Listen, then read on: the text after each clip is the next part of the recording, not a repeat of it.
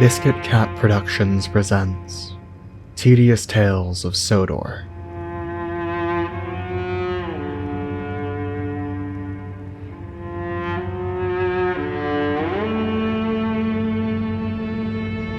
(2024) Halloween Special Statement.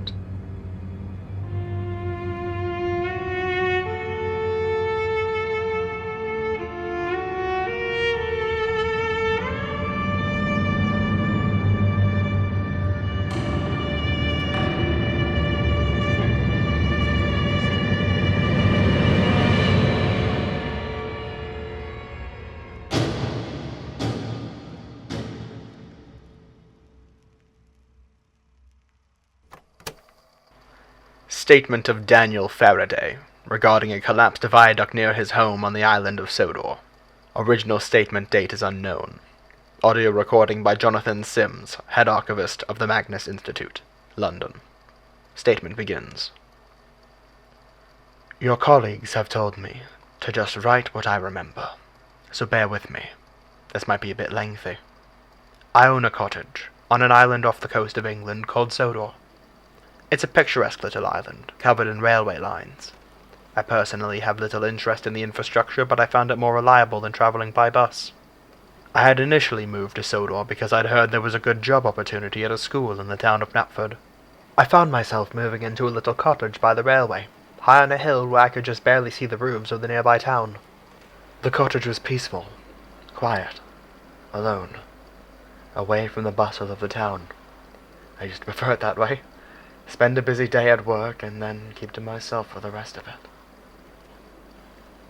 it. Out the front of the cottage, across the road, was a long, curved railway viaduct that crossed the river, passing by the house heading north towards the rest of the line. I never paid it much attention, mind you, but I often heard engines rattle by my house in the night. Services were not regular. It seemed this part of the line was still being built. This was fine by me, as the school I worked at was maybe a 5-minute bike ride from where I lived. I know I discussed this with the person at the desk, but I can't remember the date well. You'll have to forgive me. All I can remember was that it was a late night in spring. The air was cool as the sun set on the house, and I opted that it may be time to rest, rather than grading papers by my students until sunrise.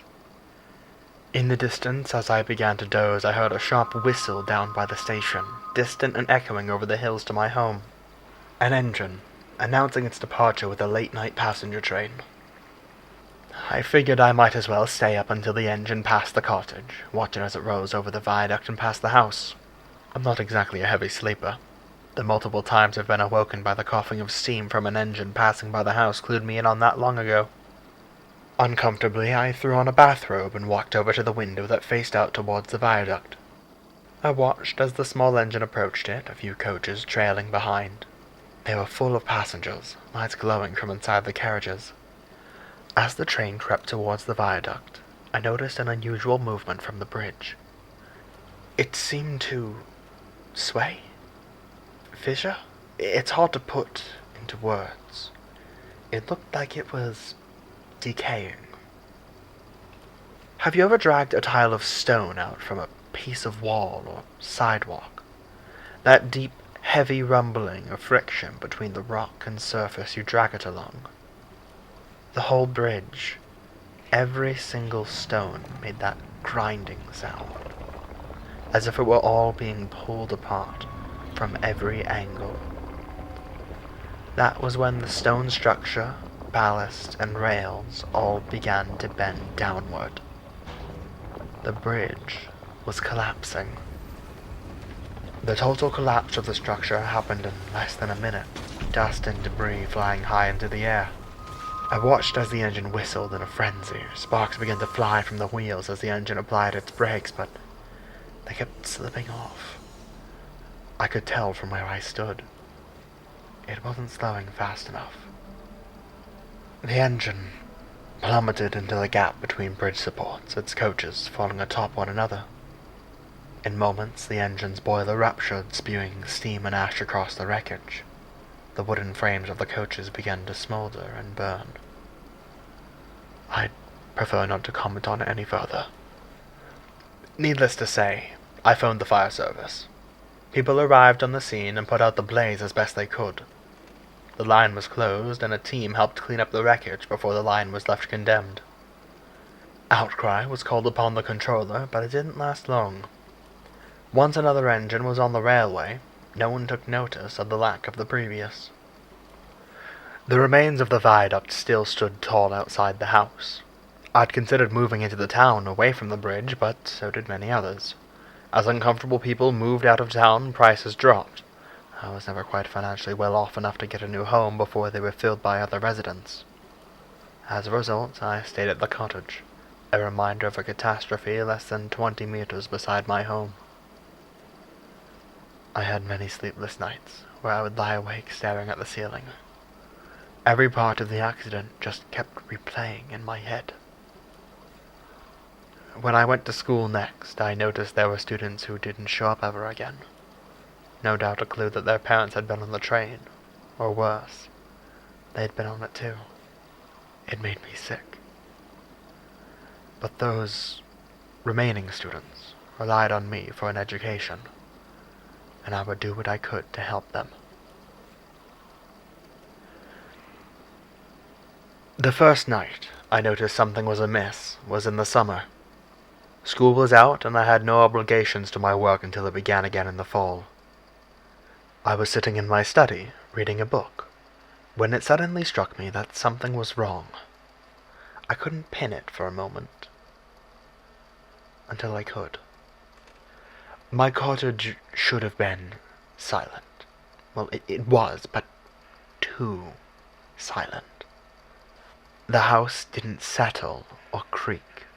No wind blew from outside, not even the gentle rushing of the river. But yet, something else was present. A hissing sound, followed by what I can only describe as a pneumatic heartbeat. A huffing. It didn't take me long to match it to something I was used to. A steam engine. Like one was stood right outside my cottage. For a moment I briefly considered that maybe the line was to reopen, that an engine had pulled up nearby and they were rebuilding the viaduct. That was until I remembered the only way to access the line by my house was from the other side of the collapsed viaduct. I glanced out the window that looked down towards the tracks, but all I could see was a thick fog. I would have moved to get a closer look, down to my kitchen, if it weren't for the fact that the windows on that side of the cottage all had a blind spot, blocked by bushes. And even then, I doubted I'd be able to see much because of the fog anyways. Regardless, I didn't step outside to check that night. Instead, I let the engine idle by my cottage, hissing a faint steam, the pistons ticking every few moments as if it were trying to clear its throat to announce its presence to me. I did what I could to ignore it. I eventually dozed off in my chair, and when I awoke the sound was gone and my cottage was quiet, other than the chirping of birds from outside my window. I thought perhaps it was a one-night occurrence. Maybe I had an episode, a temporary psychosis, a trauma response, whatever it was. I was glad it was over. I wish that was the case. Every night, just as I felt myself about to drift off to sleep, the engine would return, idling by the collapsed viaduct. It never rolled or moved into place. It would seemingly materialize, the hissing and the clanking echoing in my ears. The sound was meant to be so childlike and fascinating, but now it haunted me. This went on for a month, the hissing of steam and clanking of mechanisms inside playing out every night, as if waiting for someone to acknowledge it. After a month of sleeplessness, I did. I threw on a set of sleepwear and stepped out of my cottage. Stepping out, the fog was just as thick as before. It was heavy, dense, almost choking me. The steam of the engine was louder now, no longer muffled by the bricks of my home. It sounded desperate. I walked along the road towards the railway line, approaching the bridge that crossed atop the tracks. Just as the rusted rails and rotten sleepers came into view, the hissing abruptly stopped.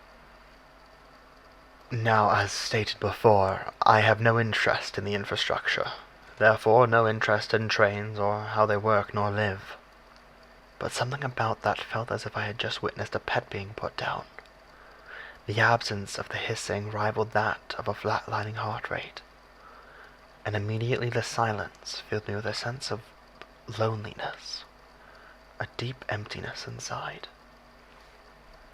I made my way down the embankment, pushing through the bushes to get a better look at the tracks, to see if I could get a clue as to what happened, at the very least a sense of closure. As I made my way through a particularly troublesome bush, I stumbled out onto the tracks, alarmingly reminded of just how small we are in comparison to the steaming beasts that roam the rails. Glancing to my left, further down the line, was nothing of note.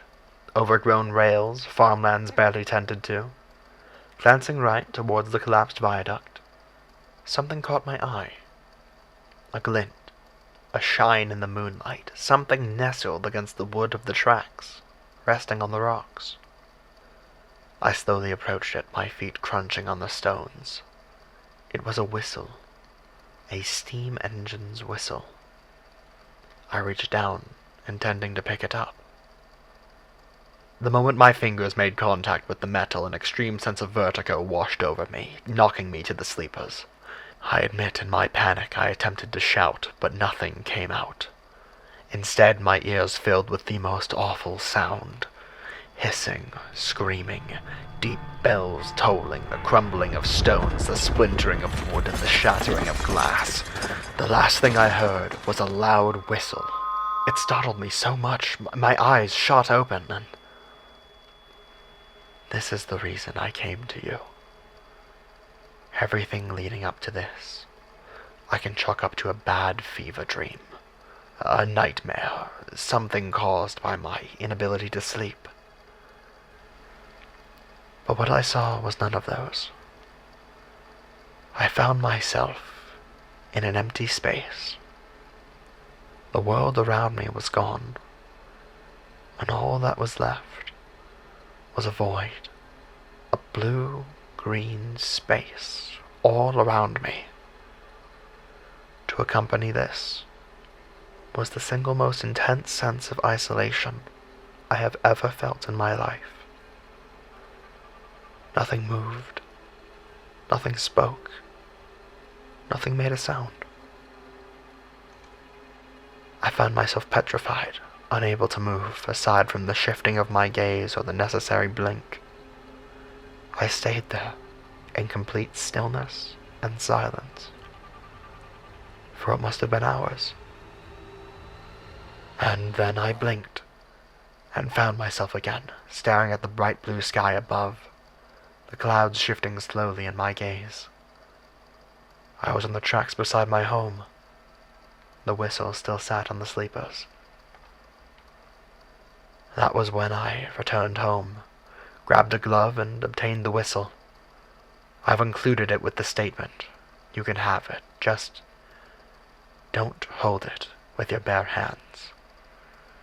I don't think I want anyone else experiencing that cold, silent feeling of being totally and utterly lost. Statement ends. The island of Sodor is an oddity we've had our eyes on for some time now, namely due to its high concentration and supernatural phenomena. However, research into the island never goes well. No one ever finds anything of note. Still, our small research team in Barrow made the trip over to the island, investigating the branch line Daniel describes in his statement.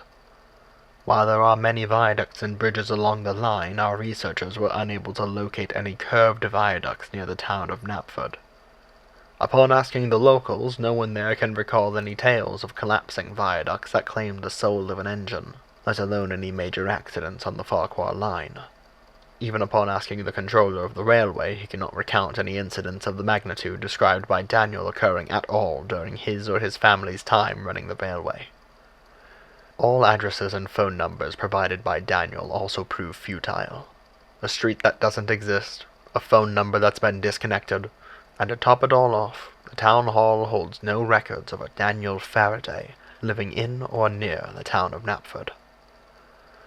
I would dismiss this statement if it weren't for the fact that in our artifact storage room is a large, rusted whistle, one that once belonged to a steam engine manufactured by Brighton Locomotive Works. It has been stored in an airtight container, and any physical contact with the item is prohibited due to the hallucinations caused when holding the artifact. Those who have touched it with their bare hands recount similar experiences as to what Daniel has described, namely hearing the sounds of a steam whistle, a large crash, a boiler rupturing, and the smell of timber. Recording ends.